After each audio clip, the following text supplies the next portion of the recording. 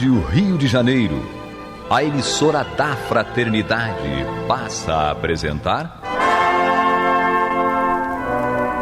Luz na Penumbra, programa que leva ao seu coração a mensagem da doutrina espírita.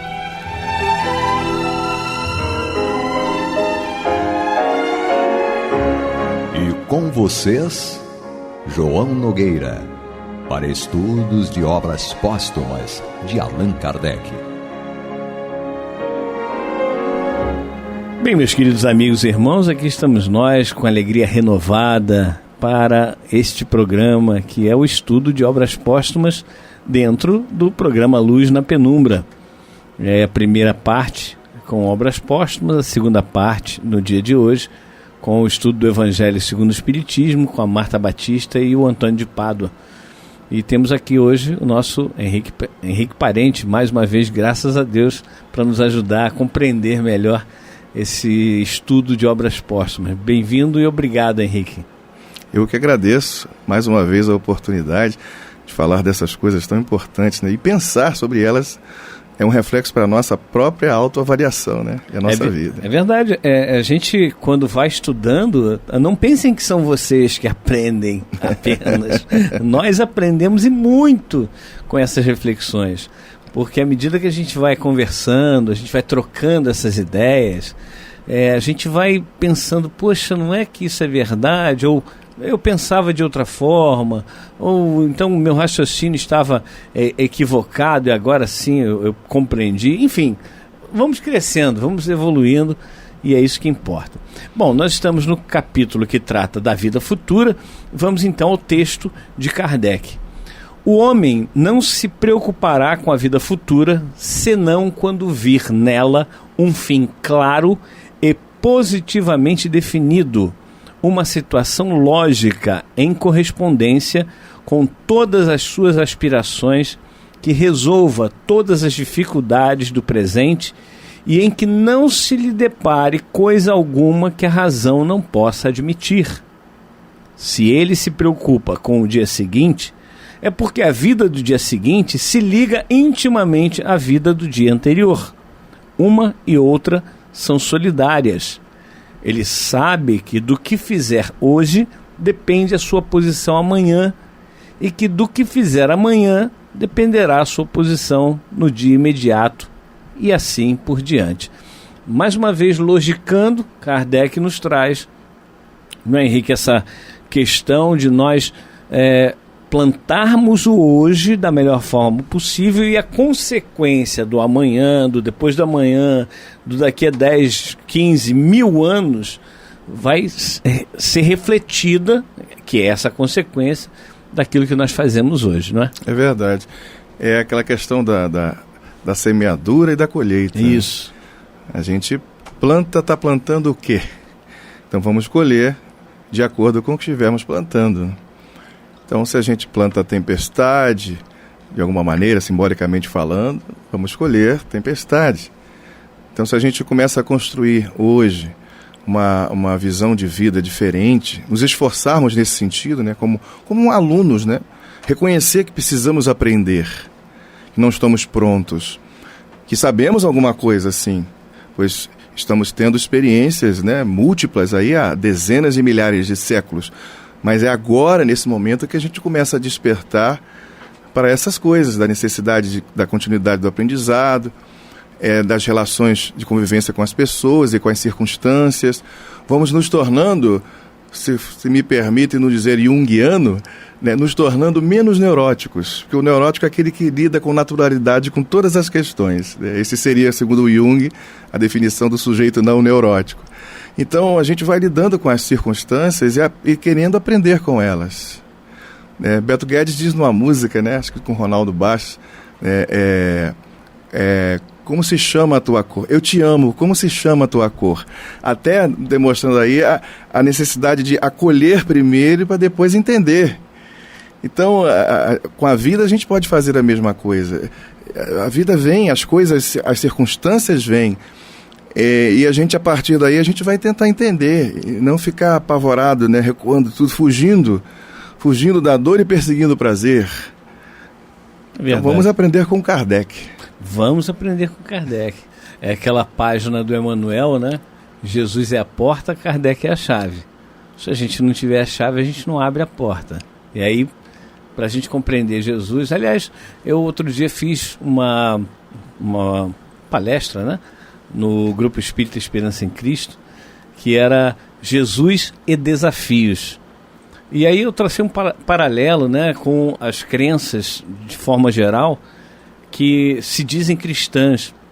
E eu disse, é muito interessante, antes de nós pensarmos nos religiosos, de pensarmos nos não religiosos, nos ateus. Eles, quando enfrentam dificuldades, desafios, dores, sofrimentos, deve ser uma coisa muito intensa, muito ruim. Quando são religiosos, que têm uma visão mais um pouco ampliada das questões, se torna mais suave. Mas nada como a doutrina espírita para nos dar essa certeza absoluta de que tudo que eu estou passando neste momento tem um porquê e tem um, melhor ainda, o para quê. O para quê. A gente tem o que fazer com aquilo que a gente... Como lidar, né, com aquilo que está acontecendo conosco, com os desafios, né, com o carro que quebrou e que a gente não sabia qual era o defeito, e que a gente gastou um monte de dinheiro, né, e aí depois descobriu que o defeito não precisava de tanto. Isso tudo faz parte do aprendizado humano. E a doutrina espírita nos mostra que isso aí é algo que a gente não deve desprezar, como o Henrique falou no programa passado, que aquele erro que nós cometemos, ele ficou como base, né, como um degrau para essa escala evolutiva que nós precisamos escalar até chegarmos à perfeição. Mas dando continuidade ao texto do Kardec, ele diz assim: tal tem de ser para ele a vida futura, quando esta não mais se achar perdida nas nebulosidades da abstração e for uma atualidade palpável, complemento necessário da vida presente, uma das fases da vida geral. Olha aí, Kardec falando da vida geral, que é aquilo que nós falamos, tem uns 2 programas mais ou menos, que o espírito ele tem uma vida única, que intercala com as vivências que nós vamos tendo, encarnando, desencarnando, reencarnando, desencarnando, reencarnando, por aí vai. Então por isso que Kardec diz, complemento necessário da vida presente, uma das fases, até ressalta aqui, né, bota em negrito, da vida geral, como os dias são fases da vida corporal. Olha que paralelo lindo. Quando vir o presente reagir sobre o futuro, pela força das coisas, e sobretudo quando compreender a reação do futuro sobre o presente, quando em suma verificar que o passado, o presente e o futuro se encadeiam por inflexível necessidade, como o ontem, o hoje e o amanhã na vida atual.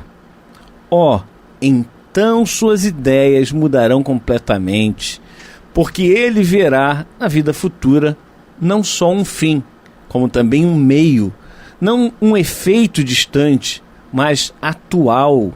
Então, igualmente, essa crença exercerá, sem dúvida, e por consequência toda natural, ação preponderante sobre o estado social e sobre a moralização da humanidade, tal ponto de vista donde o Espiritismo nos faz considerar a vida futura. E termina o capítulo aqui, Kardec, nos dando exatamente a noção de que o Espiritismo é realmente esse instrumento para que nós possamos viver cada vez mais, viver cada vez melhor o dia de hoje, para que construamos um futuro. E essa coisa da interligação que o Kardec está nos colocando aqui, interligação de todos os momentos da nossa existência, de todos os ciclos. E aí lembramos de Jesus quando diz lá em Mateus 28:20, eu estarei convosco todos os dias até o fim dos ciclos. Quando nós atingirmos o fim dos ciclos, nós seremos espíritos perfeitos como Jesus o é. E aí não teremos mais que ficar contando com Jesus. Por mais que amemos esse mestre e vamos amá-lo eternamente, com certeza, mas estaremos no mesmo patamar de Jesus. Tem muita gente, inclusive, que acha isso uma utopia, uma loucura, mas é o que a doutrina espírita nos ensina e é assim que a gente entende, compreende. Mas este, meus irmãos, é o programa Luz na Penumbra. Estamos estudando o livro Obras Póstumas de Allan Kardec e temos aqui a companhia do nosso irmão Henrique Parente. E aí, Henrique, esse ponto que nós acabamos de ler, como diz Kardec, é toda uma consequência natural, ação preponderante sobre o estado social e sobre a moralização da humanidade, ou seja, tudo o que nós fazemos, se nós olhamos para frente, enxergamos realmente que eu posso ter uma vida melhor, um futuro melhor, agindo de forma melhor, agindo de forma mais moralizada, nós então vamos ajudando a própria sociedade a se moralizar, a se melhorar. E esse período que nós estamos de provas e expiações, passando para a regeneração, a gente pode alcançá-lo muito mais rapidamente, não é? Verdade. Sabe, João, amigo ouvinte, todo o discípulo um dia torna-se mestre também. É verdade. Mas aquele que foi o nosso mestre sempre o será. A importância que ele tem na nossa vida é muito grande, né? Uhum. Então Jesus é o mestre da nossa evolução. Mesmo quando, né, cada um de nós conseguir atingir a estatura que ele se encontra, né? Exato. Não necessitaremos mais do auxílio dele, mas ele é a nossa referência. Isso é muito agradável, né? Isso se chama afetividade, né? Uhum. Que entra no rol da eternidade das coisas, né? Ele vai sempre ser aquele amigo querido, aquele irmão mais velho, que nos conduziu para a verdadeira felicidade. E que texto, né? Que coisa bacana, né? Essa vida futura, que ela está vinculada não a uma imagem de, sei lá, como diríamos assim, de local, sabe, de descrições, que todas elas são válidas. Mas a gente percebe a diferença quando estamos sendo situados a respeito da vida futura por uma figura como Allan Kardec. Ele vai no ponto onde favorece a gente compreender a vida futura nesse aspecto da alma, do desenvolvimento da alma, do amadurecimento da alma ou o seu oposto, né? Quando a gente não consegue ainda amadurecer o suficiente. E uma frase que me chamou a atenção aqui, isso tudo que você acabou de ler, João, é a reação do futuro sobre o presente, que a gente imagina, e está em grifo, né, também no livro. Sim. A gente fica imaginando, como o futuro pode influenciar o presente. O futuro não aconteceu ainda, né? Claro. Seja a vida espiritual, ou seja o futuro mesmo, no sentido amplo. Quando a gente para perceber que a atualidade, e dessa atualidade depende um futuro diferente, melhor, aí a gente pensa também no presente. A gente volta à história do Renato Russo também, que outro programa você estava lembrando, né? Aquela história de é preciso amar as pessoas como se não houvesse amanhã, porque na verdade quando o amanhã chega ele passa a ser hoje, então é como se não existisse esse amanhã. O que a gente tem é o hoje, e no hoje o momento de agora. O que eu estou fazendo neste momento, o que eu estou pensando, o que eu estou sentindo. Nós estamos aqui neste momento refletindo em cima desse texto, tentando aprender com ele, com a experiência que trazemos na nossa alma, não só da atualidade, mas de muitas e muitas vidas que já tivemos, pois temos e sentimos a necessidade de transformar a nossa existência. É o que, em geral, todos nós estamos desejando. Nós que estamos aqui falando, refletindo, a vocês, amigos ouvintes que estão, né, nos dando a oportunidade de estar nos escutando a falar dessas coisas tão importantes da nossa vida, que são esses ensinamentos, que abrem oportunidades, que nos fazem olhar para a nossa própria existência, para os nossos sentimentos, para os nossos valores. Daí a questão da elevação da condição moral, quando pensamos que moral tem a ver com costumes, com hábitos, com valores.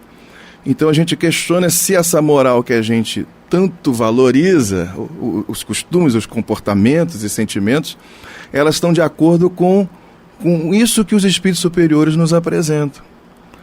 que é uma vida diferente. Não adianta eles entrarem em detalhes a respeito da vida espiritual, que a gente não vai entender das coisas que existem lá, que podem ser feitas lá nessa vida futura. Ainda é aquele mesmo esquema lá atrás que Jesus disse, né, aquela conversa com Nicodemos e tal, se vos falo das coisas materiais da terra, e você não entende, que dirá se eu vos falar das coisas puramente espirituais. Ele falava ali no diálogo com ele sobre a questão da reencarnação, nascer de novo, né? Como pode um homem velho nascer de novo. Então ele estava com dificuldade de entender aquilo ali. Imagina falar de coisas puramente espirituais. Então, não adianta, às vezes, sabermos a respeito da vida espiritual, nesse sentido do que acontece lá, do que os homens fazem. Algumas informações chegam. Kardec as recebeu também.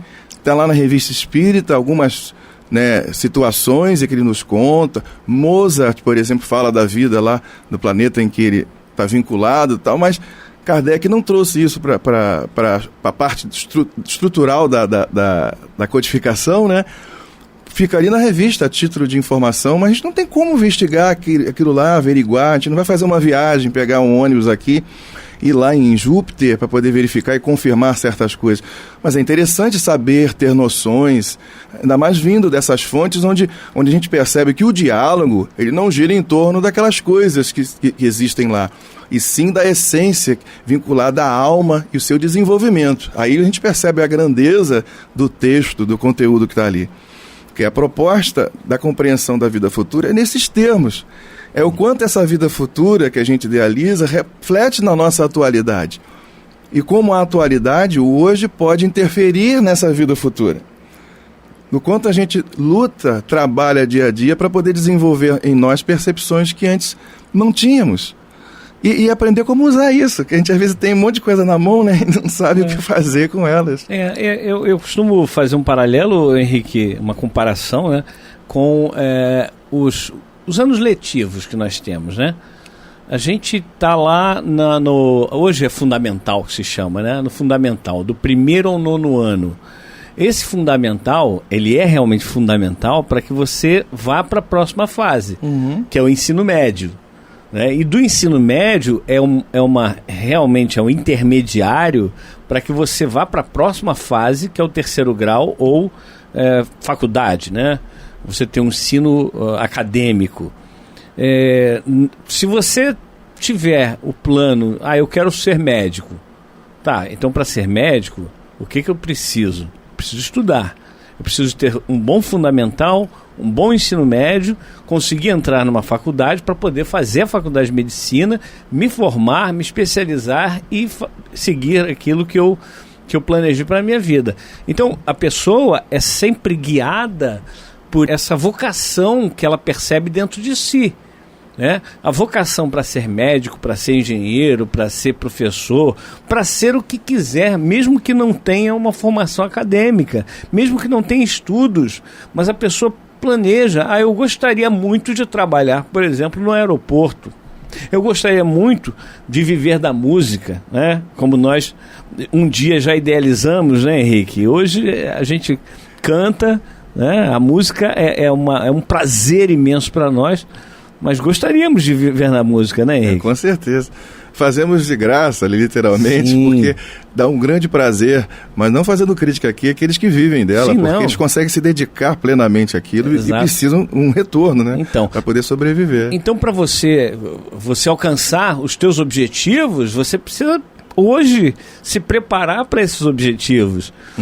A gente está falando de perfeição, de um momento em que nós vamos encerrar a nossa trajetória evolutiva e começarmos aí, quando nós formos perfeitos, uma outra etapa de vida, que é uma etapa que hoje a gente não consegue descrever, a gente consegue imaginar, porque a gente tem o guia e modelo que é Jesus, que chegou à perfeição e que está aí conduzindo várias ovelhas, não só deste aprisco, não só deste planeta, mas em inúmeros planetas que nós não podemos também ter noção, para conduzir esses espíritos até a perfeição, até o fim dos ciclos.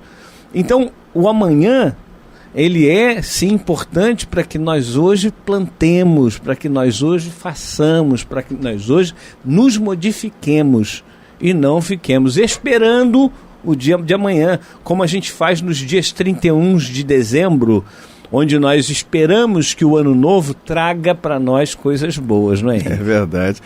É preciso fazer as coisas com amor.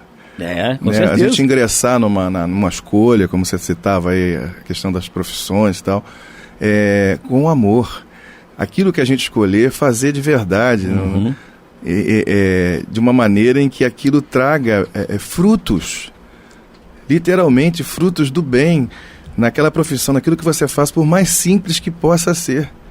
Porque tudo muda quando a gente faz as coisas com amor. Sim. Com respeito, com dedicação. Aquilo tende a crescer, a frutificar mesmo. E aí construímos, sim, a condição até para termos situações diferentes e no julgamento comum até muitas vezes aparentemente superiores, né, como muitos julgam das atividades que fazemos na vida. Mas é preciso que a gente ame aquilo que a gente está fazendo, para que isso atinja o outro. É sempre uma relação, né, onde o outro, a gente tem que o considerar. Então, naquilo que a gente faz. Então, as possibilidades da vida, a vida em si é algo maravilhoso, é um ato maravilhoso. Jesus é responsável pela nossa evolução, é o Senhor da nossa evolução. Sim. Ele diz que tem ovelhas, outras ovelhas que não são desse aprisco, deste redil. Convém também conduzir estas, revelando para a gente que ele é um senhor de um processo evolutivo que vai muito além do que a gente imagina. Onde ele não só dirige, em tese, o planeta Terra, e sim outros planetas. Então, quando para pensar nisso, fala assim, caramba, como é que um homem consegue isso? Porque ele alcançou a estatura de identificação com o próprio Criador.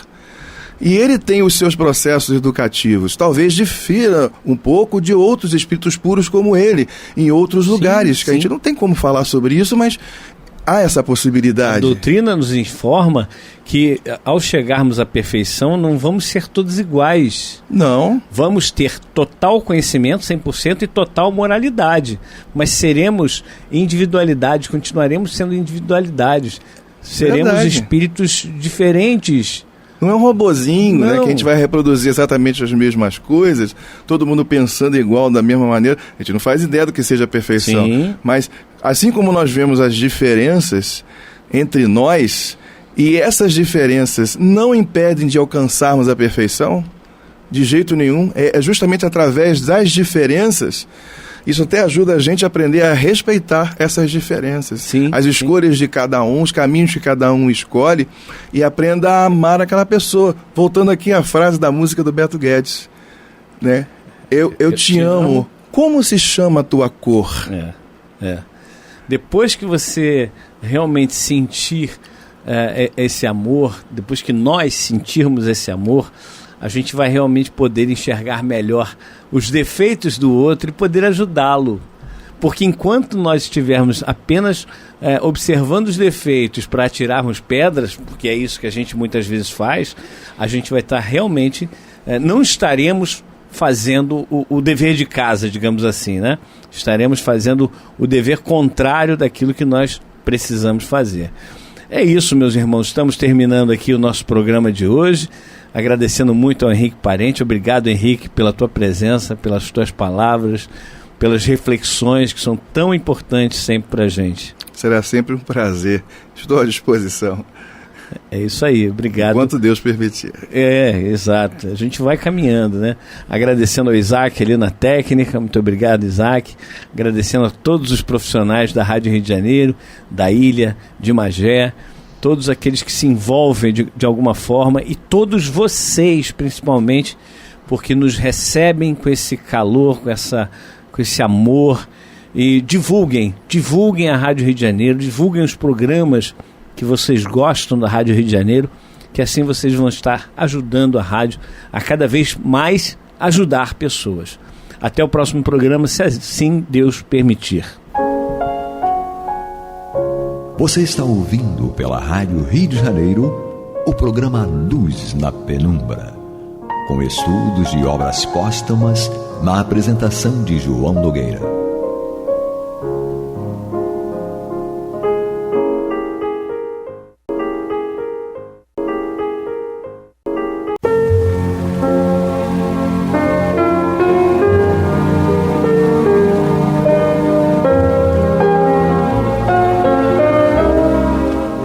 Rádio Rio de Janeiro está levando ao seu lar e ao seu coração a mensagem consoladora da doutrina espírita, através do programa Luz na Penumbra.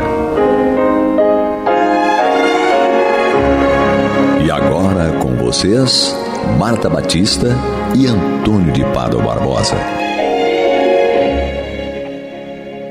Olá, amigas e amigos ouvintes. Nós estamos retornando ao programa Luz na Penumbra para dar prosseguimento ao estudo do Evangelho segundo o Espiritismo, de Allan Kardec, e estamos no capítulo 25, Buscai e Achareis. Estamos encerrando o capítulo hoje com o estudo dos itens 9 subsequentes. E para realizar essa tarefa, como sempre, temos as excelentes reflexões e exemplos do nosso estimado Antônio de Pádua Barbosa. Nos dando o suporte na técnica, temos o nosso estimado operador de áudio, Isaac. Então vamos dar as boas-vindas ao Antônio e pedir a ele que nos oriente nessas reflexões trazidas por Allan Kardec, inicialmente pelas citações em Mateus, e posteriormente com as reflexões do nosso querido Allan Kardec.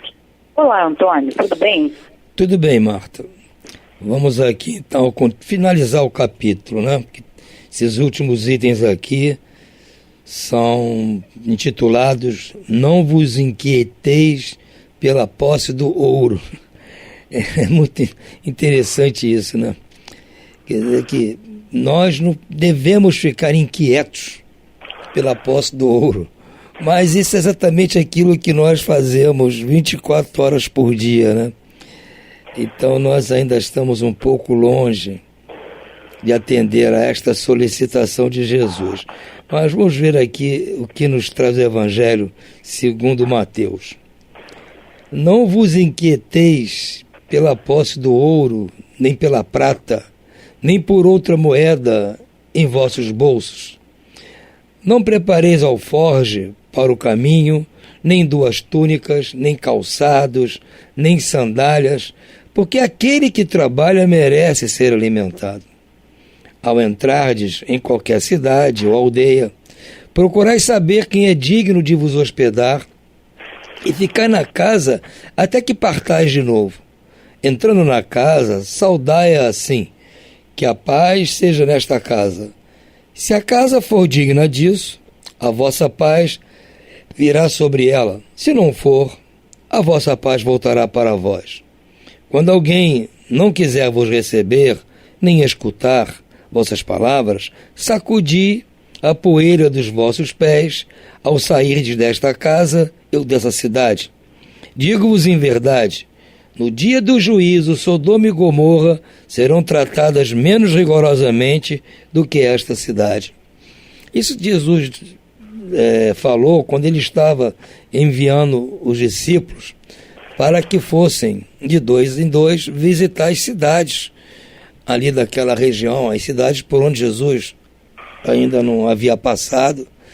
E então ele estava enviando os discípulos para que pregassem o Evangelho, pregassem aquilo que tinham aprendido com Jesus. Então ele tentou mostrar a eles como deveriam agir, que deveriam fazer esse trabalho sem ficar preocupados com as riquezas que eventualmente pudessem fazer falta para eles nesta missão que eles estavam tentando cumprir. Que ficassem tranquilos, não precisavam levar nada guardado, e que eles seriam atendidos nas cidades por alguém de bom coração, sempre os receberia, e eles poderiam ficar ali, pregar sua palavra e seguir adiante. Porque, como disse Jesus, o trabalhador, todo trabalhador é digno do seu sustento. E se eventualmente fossem nesta cidade não fossem recebidos, ou numa determinada casa não fossem recebidos, que não se preocupassem, quer dizer, batesse a sandália para tirar a poeira e seguissem em frente, não, como se diz hoje em dia, não esquentassem a cabeça, porque a providência divina cuidaria daquela cidade e daquela casa Jesus faz um alerta meio forte aqui, dizendo que nem Sodoma e Gomorra seriam tratados desta maneira lá no dia do juízo, né? É uma linguagem forte, exagerada, mas só para dar uma noção aos discípulos de que aquela atitude tomada por aquela cidade ou por aquela casa realmente foi uma atitude muito impensada e que suas consequências poderiam ser gravíssimas. Allan Kardec nos traz aqui o seu comentário sobre esse texto da seguinte forma: essas palavras que Jesus dirigiu a seus apóstolos, quando os mandou anunciar pela primeira vez a Boa Nova, nada tinham de estranhável naquela época. Estavam de acordo com os costumes patriarcais do Oriente, em que o viajor encontrava sempre acolhida na tenda. Mas então os viajantes eram raros. Entre os povos modernos, o desenvolvimento da circulação criou novos hábitos. Só se encontram costumes de tempos antigos em países longínquos, em que o grande movimento ainda não penetrou. Se Jesus voltasse hoje, já não poderia dizer a seus apóstolos: ponde-vos a caminho sem provisões. É bem lembrado isso por Allan Kardec, porque naquela época realmente havia esse costume. Era um povo, esses povos ali do Oriente Próximo, eles são povos que vivem em terras difíceis, muitas delas desérticas, né? Então eles vivem em caravanas ou vivem viajando em pouco número e têm que ser acolhidos de tempos em tempos nessas viagens que eles fazem, ou em cidades, aldeias, ou em tendas, em acampamentos. Então isso era comum, se receber um viajante para lhe dar abrigo, dar alimento aos animais que eles estavam trazendo, trocar as vestimentas, dar mantimento. Por isso que Jesus espera: vocês não se preocupem de levar nada com vocês, porque vocês serão atendidos nessa viagem. Como diz Kardec, hoje em dia já é um pouco diferente. Já no século XIX, Kardec alertava para isso, né? Hoje em dia não há como você sair daqui para outra cidade contando que lá alguém vai lhe hospedar. Não existe mais isso. Com certeza, talvez até lá no próprio Oriente já não haja mais isso também, não é? Porque a população cresceu muito, as estruturas ficaram mais complexas e não há como se fazer isso. Mas vale, vamos dizer assim, o que está no fundo de tudo isso, né? Ou seja, se nós tivermos, falando do caso nosso hoje em dia aqui, tivemos que sair para algum lugar, seja em outra cidade, ou seja na própria cidade em que a gente vive, e a um outro lugar, para fazer a pregação, dar a nossa experiência, mostrar algo do nosso conhecimento que possa ajudar as pessoas em compreender o Evangelho, a Boa Nova trazida por Jesus. Não devemos nos preocupar muito com a estrutura, com os confortos materiais, com aquilo que em tese poderia ser de necessidade material para nós. Porque, como disse o Cristo, todo trabalhador é digno do seu salário. E se o pregador, a pessoa que vai fazer essa divulgação, é um trabalhador da seara do Cristo. Então o Cristo não vai deixar que lhe falte nada, né? Mas também hoje em dia nós não podemos sair assim de qualquer jeito. Temos que ir com o mínimo necessário pelo tempo que vamos ficar fora, né? Se vamos ficar um dia fora, uma cidade próxima, temos que levar uma muda de roupa. Naquela época não se trocava de roupa como se troca hoje, que se troca de roupa todo dia. Naquela época as pessoas ficavam tempos e tempos com a mesma roupa, não é como hoje em dia, né? Então nós temos que levar nossa mudinha de roupa, levar nossos objetos de higiene, levar um dinheirinho para uma eventualidade, uma coisa que possa acontecer. A gente tem que estar, por exemplo, precavido. Agora não podemos ir, como diz Jesus, não ficar inquietos pela posse do ouro. Não, eu tenho que levar muito dinheiro, eu tenho que levar diversas mudas de roupa, eu tenho que... Nada disso, eu tenho que chegar lá ostentando as minhas joias, a minha nova maquiagem, não é assim também. Como eu disse no programa anterior, esse capítulo todo é sobre a busca do equilíbrio entre as coisas do mundo, materiais, e as coisas de Deus, as coisas do Espírito, as coisas morais, que são aquelas que são o nosso objetivo. Mas, às vezes, temos que parar um pouco a nossa atenção para dar atenção a uma coisa do mundo. Precisamos viver aqui. Que não adianta a gente também só se preocupar. Não, eu só me preocupo na minha reforma moral. E vai andar nu, vai ficar com fome, vai largar os filhos aí atrás. Não é assim. Temos que buscar o equilíbrio. Temos que buscar sempre o equilíbrio. E essas coisas espirituais vão nos sendo dadas pela espiritualidade, vendo os nossos esforços, vendo que estamos dedicados a isso. Eventualmente damos uma parada porque temos a atender uma coisa material, mas estão vendo que é uma coisa importante que vai ser resolvida. Da mesma maneira, se estamos dedicados à tarefa espiritual, estamos pensando nisso, estamos desapegados, estamos dando atenção a quem está precisando mais que nós e descuidamos da nossa parte material, mas isso vai ser atendido também, como disse o Cristo. O Pai não deixa com fome as andorinhas, os pardais, vai deixar a gente. Todo trabalhador tem direito ao seu sustento, então também vai ser atendido para nós isso. Agora, nós não sabemos quando, como vai ser, então é difícil para nós encontrar o meio termo, equilíbrio. E essa é a nossa tarefa. Ao lado do sentido próprio, essas palavras guardam um sentido moral muito profundo. Assim falando, Jesus ensinava a seus discípulos que confiassem na providência. Depois, como nada tinham, não despertariam cobiça nos que os recebessem. Era um meio de distinguirem os caridosos dos egoístas. Foi por isso que lhes disse: procurai saber quem é digno de vos hospedar, ou seja, quem é bastante humano para albergar o viajante, que não tenha com que pagar, porque esses são dignos de escutar as vossas palavras. É pela caridade deles que os reconhecereis. Isso foi realmente, como se diz hoje, um truque, né, usado por Jesus para facilitar nos discípulos conhecer aqueles que eram realmente de boa vontade, caridosos, que se preocupavam com o próximo.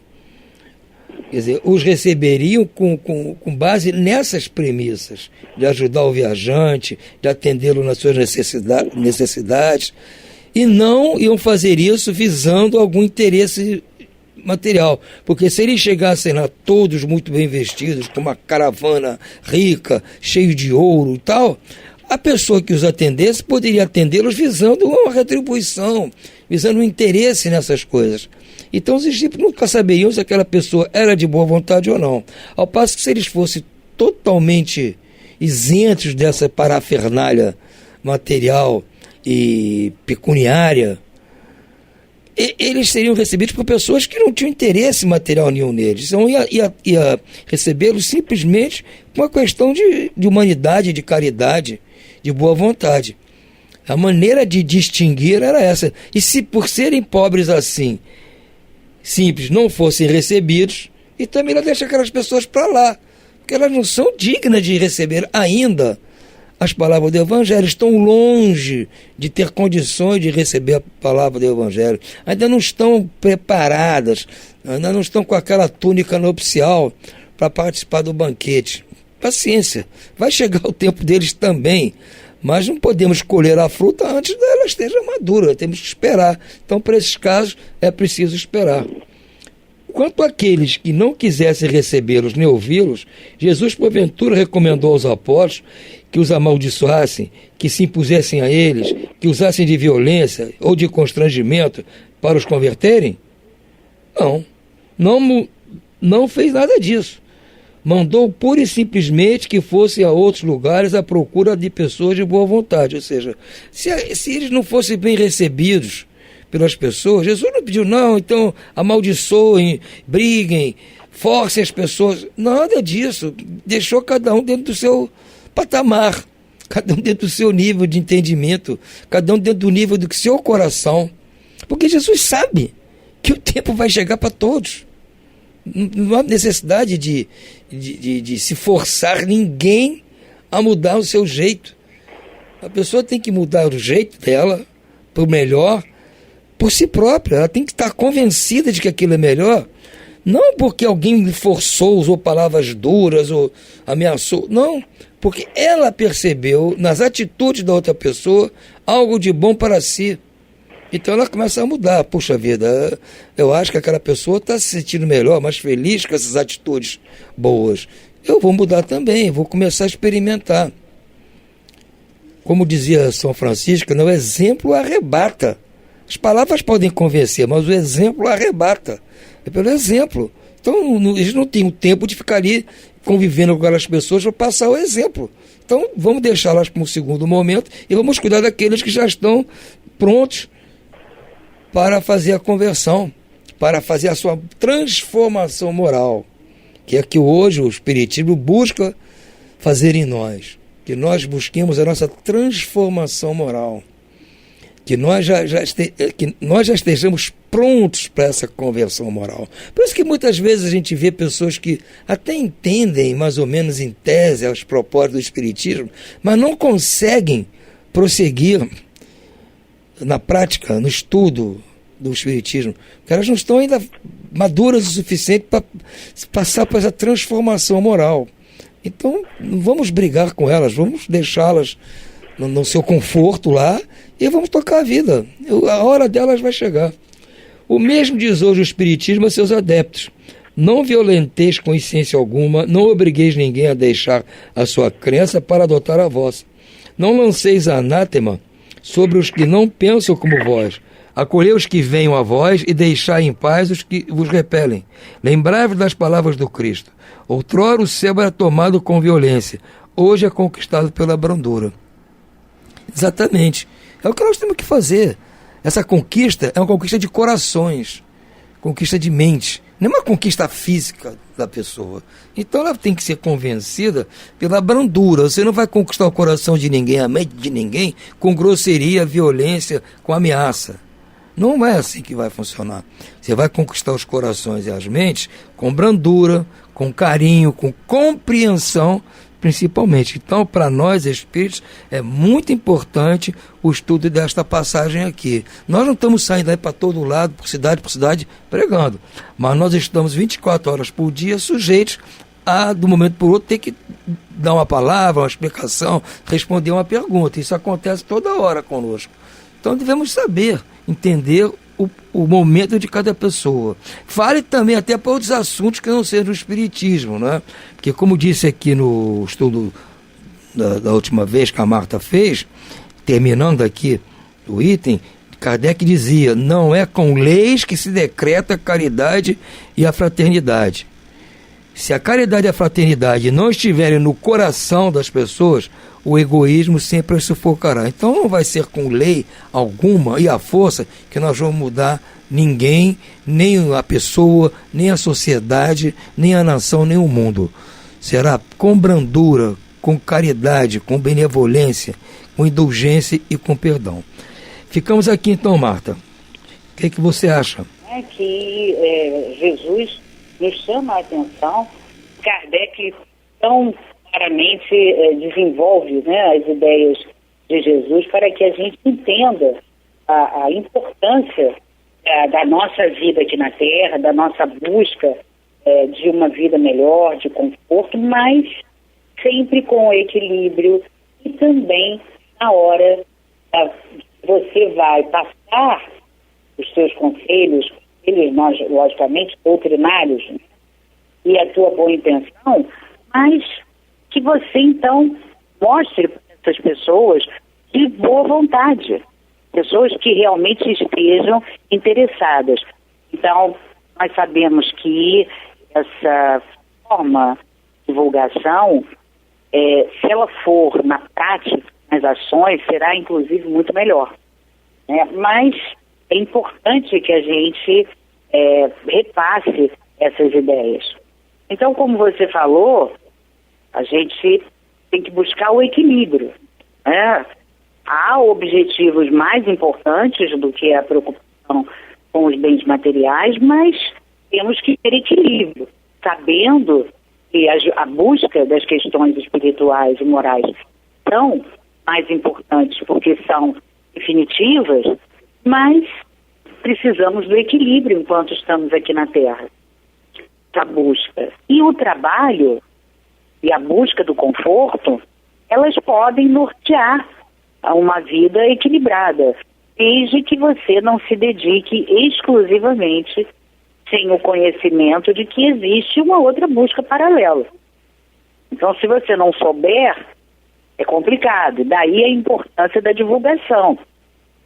Mas só acatarão aqueles que realmente estiverem boa vontade e já estiverem com a compreensão que há algo além da vida material a se buscar. E aí nós temos que ter esse carinho, né, como você falou, esse cuidado com essas pessoas na hora de passar. Agora, as nossas ações no bem, sobretudo a educação que nós damos aos filhos, isso é fundamental. Porque esse adulto que vai ser no futuro e acatará ou não as atitudes que deve ter de caridade, como diz Kardec aqui, vai ser aquele adulto que nós temos preparado ou não. Se você tiver parado uma criança para ser um adulto que só se preocupe em ser rico, vai ficar complicado. Ele só pensa na profissão, no sentido de busca de riqueza, supérfluos, realmente é complicado. Mas, como ele diz, não se produz caridade nem fraternidade através de leis. Mas essas leis, elas são necessárias que elas existam para domar aquele instinto material que graça ainda na sociedade terrena. E a educação que você dá ao teu filho para que ele não seja esse adulto egoísta, não se preocupe, né? Que esse adulto vai ser também o político, o governante, que vai dirigir aquele estado, aquele município, aquele país, de maneira, né? Violência, com egoísmo, não respeitando os bens, os recursos da natureza, os recursos da terra, enfim. Então, é essa a importância, né, de nós entendermos que a busca dos bens morais são mais importantes porque são definitivos. E elas vão também refletir na vida de todo o planeta. É isso, então. E sendo assim, nós desejamos que todos tenham absorvido, retido essas palavras e tenham esse compromisso de ser caridosos, ternos, independente, né, de leis, mas que sigamos esse caminho na busca dos valores materiais, mas sobretudo na busca dos valores eternos, que são os morais espirituais. Desejamos então a todos muita paz.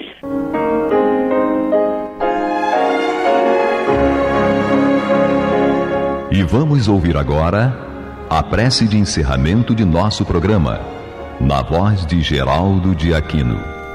Jesus, dá-nos coragem para a luta, piedade para os insultos e misericórdia para as injustiças e ingratidões.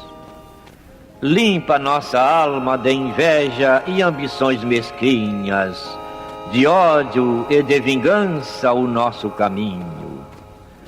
E que dentro em pouco, ao recolher-nos de novo ao calor do nosso leito, para que o sono nos dê a paz e o esquecimento das tristezas humanas, possamos sentir, Senhor, no mais íntimo de nosso ser, a doçura indefinível do Teu amor e a grandeza incomparável da Tua divina presença.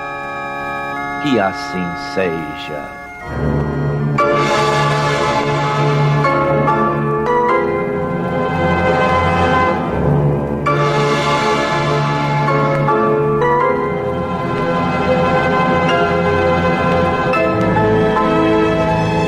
Acabamos de apresentar o programa Luz na Penumbra, que voltará a ser apresentado amanhã às 21 horas nesta emissora.